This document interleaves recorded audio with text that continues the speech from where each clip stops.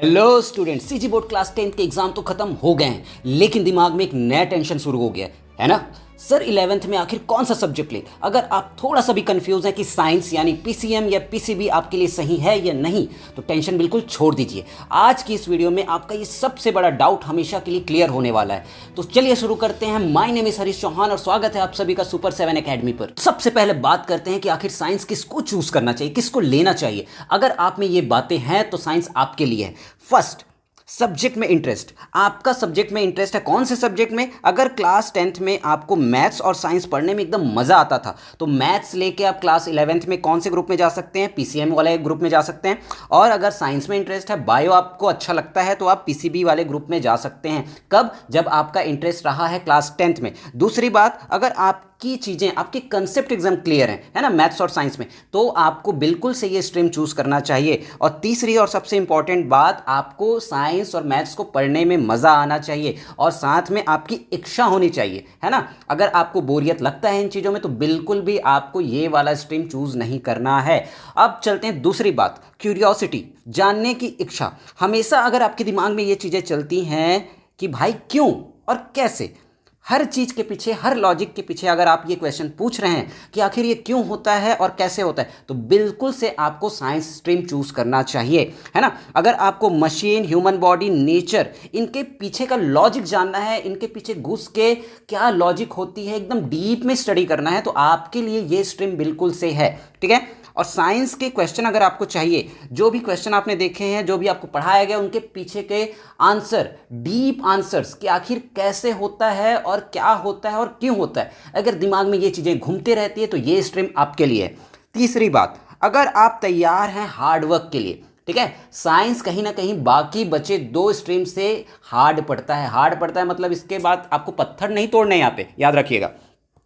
आपको स्टडी में कंसिस्टेंसी दिखानी पड़ेगी और आपको सेल्फ स्टडी अप करना ही पड़ेगा, क्योंकि अगर आप यहाँ पे साइंस स्ट्रीम चूज कर रहे हैं, तो आपके दो ही टारगेट आगे हो सकते हैं। या तो आप पीसीएम लेके क्या तैयारी कर सकते हैं, आईआईटी की तैयारी कर सकते हैं, इंजीनियरिंग की तैयारी कर सकते हैं, तो उनके लिए अभी से आपको प्रिपेयर होना पड़ेगा। अगर आप नीट की तैयारी कर रहे हैं, मेडिकल फील्ड में जा रहे हैं, तो सेल्फ स्टडी एकदम मस्ट है यहाँ पे। चाहे आप जितने कोचिंग कर लें, जिस भी टीचर से पढ़ लें, लेकिन जब तक आप सेल्फ स्टडी नहीं कर रहे हैं, आपकी तैयारी इनकम्प्लीट रहेगी। तो अगर आप में ये क्वालिटीज़ हैं, तो बिल्कुल से आपको ये स्ट्रीम चूज करनी चाहिए।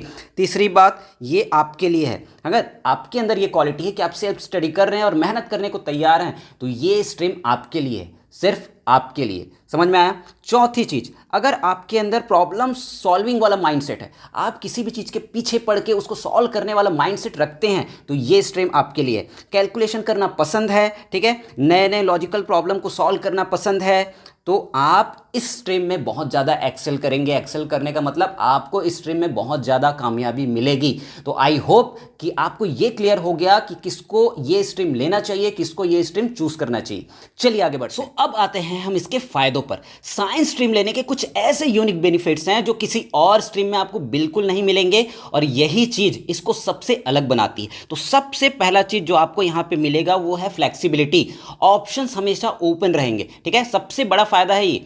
एक साइंस का स्टूडेंट 12th के बाद ग्रेजुएशन में कॉमर्स या आर्ट्स के सब्जेक्ट चूज कर सकता है, लेकिन एक कॉमर्स या आर्ट्स का स्टूडेंट कभी भी 12th के बाद साइंस फील्ड में नहीं जा सकता। आप यहाँ पे देख सकते हैं, है ना। अगर आपको साइंस फील्ड में जाना है, तो आपको साइंस का स्ट्रीम लेना है, लेकिन अगर आप साइंस स्ट्रीम वाले हैं, तो आप कॉमर्स और आर्ट्स वाले के जो भी वहाँ पे ग्रेजुएशन में जो कोर्सेस होती हैं, वो कर सकते हैं। ये आपके लिए एक ओपन पाथ हो जाता है, ठीक है। यहाँ पे आप देख सकते हैं ग्रेजुएशन में ऑप्शन आपको मिल सकता है आर्ट्स और किसके लिए, कॉमर्स के लिए आफ्टर 12th, अगर आपकी स्ट्रीम साइंस है, ठीक है। कॉमर्स या आर्ट्स का स्टूडेंट कभी भी साइंस वाले फील्ड में नहीं जा सकता, ये नॉन रिवर्सिबल पाथ है। लेकिन एक स्ट्रीम जो साइंस स्ट्रीम वाला है, उसके लिए ये रिवर्सिबल पाथ बन जाता है कि बाय चांस आपने अपना 12th तक कंप्लीट किया साइंस में, लेकिन आपको कहीं ना कहीं कुछ कमी महसूस हुई, आपसे नहीं हो पा रहा है, तो आप कॉमर्स या आर्ट्स वाले क्या जो भी कोर्सेस होते हैं उनमें जा सकते हैं। कुछ ऐसे कोर्सेस होते हैं जहां पे आप जा ही सकते हैं। समझ में आया।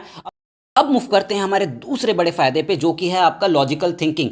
लॉजिकल थिंकिंग डेवलप होती है साइंस स्ट्रीम से। कहने का मतलब है फिजिक्स और मैथ्स जैसे सब्जेक्ट आपके दिमाग को शार्प बनाते हैं। आप किसी भी प्रॉब्लम को एनालिटिकल तरीके से सोचना सीख जाते हैं। फिजिक्स और मैथ्स सब्जेक्ट आपके माइंड को डेवलप करते हैं। एनालिटिकल जो रीजनिंग होती है, लॉजिकल स्किल्स होती हैं, वो आपके डेवलप होते हैं। ठीक है, प्रॉब्लम सॉल्विंग आप किस तरीके से कर रहे हैं, एनालिटिकल तरीके से कर रहे हैं, कैलकुलेशन तरीके से कर रहे हैं, और ये आपके माइंड को एकदम शार्प बनाएगा। ठीक है, चलिए मूव करते हैं हमारे तीसरे बड़े फायदे पे, जो है आपका मल्टी सेक्टर अपॉर्चुनिटीज। अब इसका मतलब क्या होता है?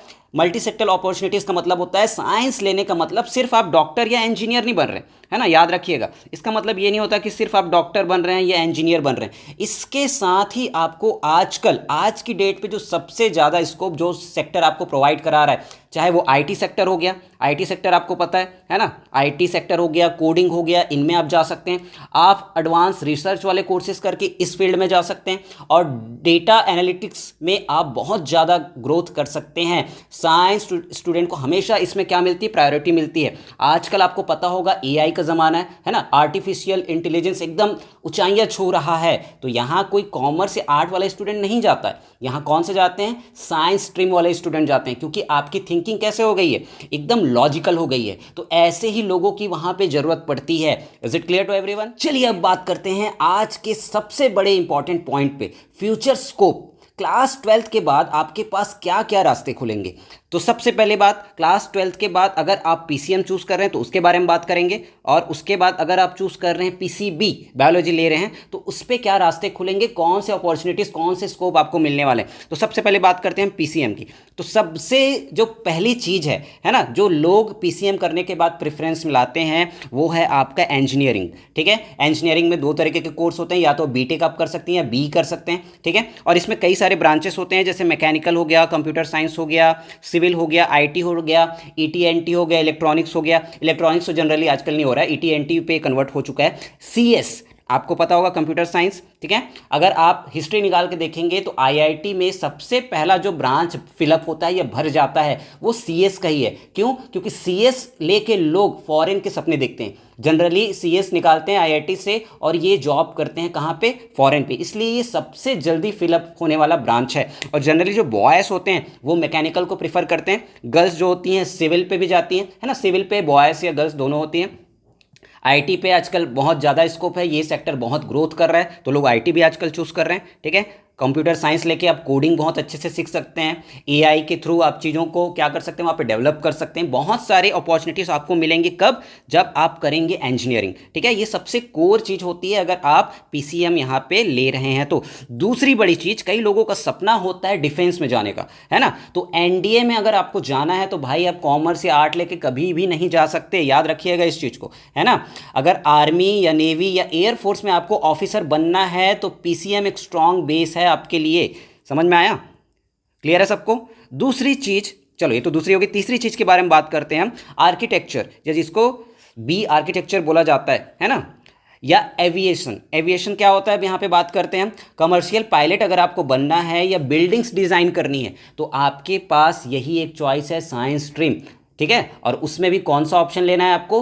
पीसीएम लेना है, तभी आप इन सेक्टर्स में जा सकते हो। आप कभी भी कॉमर्स या आर्ट लेके एविएशन में नहीं जा सकते, पायलट नहीं बन सकते आप, है ना, या आर्किटेक्चर नहीं कर सकते आप, एक आर्किटेक्ट नहीं बन सकते, बिल्डिंग डिजाइन नहीं कर सकते, है ना। चौथी चीज जो होता है वो इमर्जिंग जो फील्ड्स हैं, जो उभरते हुए फील्ड्स हैं, अभी कौन से होते हैं? डेटा साइंस हो गया, आर्टिफिशियल इंटेलिजेंस हो गया, मशीन लर्निंग हो गया, ये इनका फ्यूचर बहुत ज़्यादा ब्राइट है। और अगर आपको इन सारे फील्ड्स में अपने नाम कमाना है, अपने पैर पसारने हैं, तो आपके लिए ये वाला स्ट्रीम, साइंस स्ट्रीम, और उसमें भी कौन सा सेक्शन आपको लेना है? पीसीएम लेना है। डन। चलिए अब बात करते हैं जो बायोलॉजी लेके आगे कंटिन्यू करना चाहते हैं अपनी पढ़ाई क्लास 11th और 12th में, तो आपके लिए कौन से सेक्टर्स खुले हैं 12th के बाद, उनके लिए हम बात करते हैं। तो सबसे पहला जो कोर फील्ड होता है आपका मेडिकल फील्ड होता है। अब मेडिकल फील्ड में कौन कौन से कोर्सेस होते हैं? सबसे पहली बात एमबीबीएस होता है, ठीक है, बीडीएस होता है, जो डेंटिस्ट बनते हैं उनको बीडीएस करना पड़ता है, ठीक है। अगर आप आयुर्वेदा में जाना चाह रहे हैं तो आपको बीए एमएस करना पड़ेगा, ठीक है। यहाँ से आप क्या बन जाएंगे? डॉक्टर बनेंगे। और आपको पता ही है अगर एक बार आप डॉक्टर बन गए तो आपका करियर का ग्राफ एकदम नीचे से बहुत ऊपर तक पहुंच जाएगा। ठीक है, अब कुछ अलाइड मेडिकल्स भी होते हैं। अलाइड मेडिकल्स मतलब आपने मेडिकल फील्ड देख लिया, कोर मेडिकल फील्ड हो गया ये। अब अलाइड मेडिकल फील्ड में कौन कौन सी चीज़ें आती है? नर्सिंग आ गया, फिजियोथेरेपी आ गया, या फार्मेसी आ गया। इनमें भी आज की डेट में एकदम एक्सीलेंट स्कोप है, बहुत ज़्यादा स्कोप है। अगर आप इनमें से कुछ भी करते हैं तो आप कभी भी घर पे खाली नहीं बैठेंगे, आपका करियर हमेशा ऊंचाइयां छूते रहेगा। ठीक है, तीसरी चीज़ के बारे में बात कर रहे हैं जो आजकल बहुत ही एकदम ट्रेंडिंग में है। एग्रीकल्चर या बायोटेक्नोलॉजी के बारे में बात कर रहा हूँ मैं, है ना। छत्तीसगढ़ जैसे स्टेट में, छत्तीसगढ़ के पर्सपेक्टिव में मैं बात कर रहा हूँ, छत्तीसगढ़ जैसे स्टेट में एग्रीकल्चर या बीएससी एग्रीकल्चर की बात करूँ, है ना, बीटेक भी होता है इसमें एग्रीकल्चर में, याद रखिएगा। हम यहाँ पर्टिकुलर बात कर रहे हैं, अगर आप कोई बीएससी एग्रीकल्चर कर रहे हैं और बायोटेक कर रहे हैं तो काफ़ी सारे गवर्नमेंट जॉब के रास्ते और प्राइवेट जॉब के रास्ते आपके लिए खुल जा रहे हैं, बहुत सारी वैकेंसीज इनके लिए आ रही है। ठीक है, तो ये एक रास्ता आपके लिए खुल जाता है अगर आप क्या चूज कर रहे हैं, पीसीबी चूज कर रहे हैं। मैंने ऑलरेडी पीसीएम के बारे में बता दिया, पीसीबी के बारे में बता दिया। स्टूडेंट साइंस स्ट्रीम लेने का डिसीजन आपके इंटरेस्ट और आपकी मेहनत पर डिपेंड करता है। किसी भी दोस्त की देखा देखी या प्रेशर में आके ये स्ट्रीम चूज मत करना। पहले खुद से पूछो कि क्या तुमको मैथ्स और साइंस पढ़ने में मजा आता है, क्या आप इंजॉय करते हैं। अगर जवाब आपको मिल रहा है हाँ, तो ये स्ट्रीम आपके लिए है। अब आप मुझे बताओ कि पीसीएम और पीसीबी में से आपको ज्यादा पसंद क्या आ रहा है, मुझे कमेंट में जरूर बताना। और अगर आपको कॉमर्स और आर्ट्स पर भी ऐसी डिटेल वीडियो चाहिए तो कमेंट करके मुझे जरूर बताना। ठीक है, मिलते हैं अगली वीडियो में, तब तक के लिए जय जोहार, जय छत्तीसगढ़।